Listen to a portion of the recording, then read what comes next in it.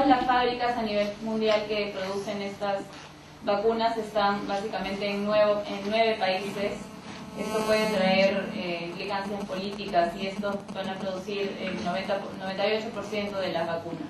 And even in the U.S., we have a very big problem because the multinational drug companies that produce the vaccines, it turns out that for the American population, only about 50% of the capacity for a typical winter, only about 50% of the doses of vaccine that we use every winter are produced physically in the United States. The other 50% are produced in factories in Europe, in Canada, or in Australia. Incluso en Estados Unidos, con las compañías multinacionales, solamente el 50% de las vacunas hechas para Estados Unidos están físicamente producidas dentro de Estados Unidos.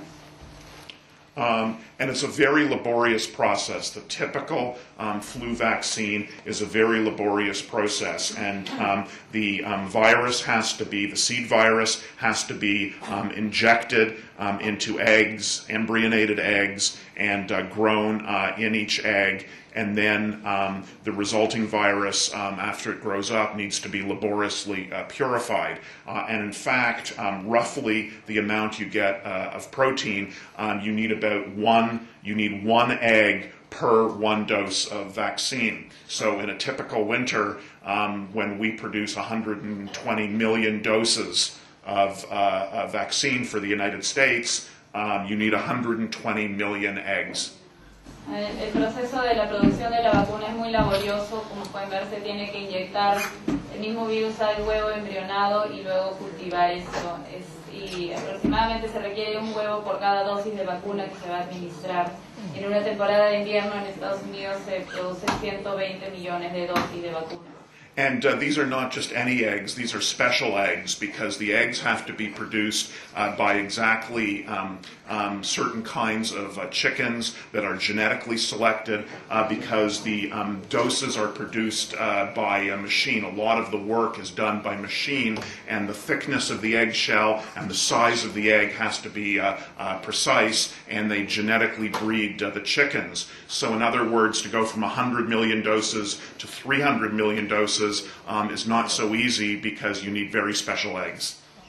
Los huevos que se utilizan en este proceso también tienen que tener características muy específicas, con grosor de la cáscara muy específica y que es un proceso muy laborioso producirlos. Right now, there are some other technologies that are on the horizon. I've just, this slide is from one particular of the large companies, but just to outline the different kinds of influenza vaccines that are out there on the world market. So this is the classic egg-based vaccine. Which is just made without any adjuvant whatsoever. They is also produced by some companies. It's still in the very early stages of development, a cell culture-based vaccine. That means the virus is grown in typical cells in culture, a more efficient way to produce virus, but still is not very commonly used in humans, has great promise, but we may not be able to have it ready for this current pandemic. Estos son diferentes métodos que se pueden utilizar para producir la vacuna. El más usado es el que es a base de huevo, que no requiere adyuvantes. El segundo que se ve es la producción de vacuna en cultivos celulares. Esto aún no se puede utilizar, pero es algo prometedor que no sabemos si se va a poder utilizar para la epidemia actual. And this particular company here does say that they have put the H1N1 pandemic strain in cell culture and have quite successfully produced a vaccine, but it's not very clear yet how efficient it is or how easy it's going to be for them to get it licensed and approved. La compañía que se menciona ahí dice haber logrado producir una vacuna exitosamente a raíz del H1N1, sin embargo no se sabe la eficiencia que va a tener esa vacuna.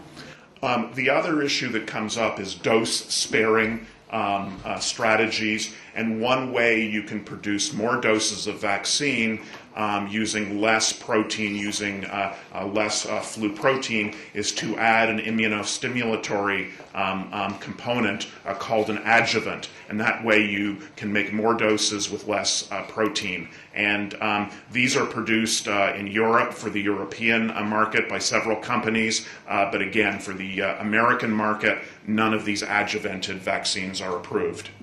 Otro tema importante es intentar producir mayor dosis de vacunas con menos elementos primos y menos proteínas. Una manera que se puede lograr esto es con adyuvantes inmunoestimuladores. And this is an example of a typical adjuvant. There's really two that are used in flu vaccines, mostly in Europe and Asia right now. And these are just basically oil and water. It's very expensive oil and water, but it's basically just a formulation, a very careful formulation that takes oil and water, and then you can mix that together with the flu antigen. El adyuvante básicamente está compuesto de elementos de agua y aceite, muy costosos que se pueden mezclar con la vacuna para lograr una inmunoestimulación. So what's being produced now in the United States, I'm just taking again the example of the United States, and this is the first contract, but there are 5 countries that have been given contracts to produce a pandemic vaccine.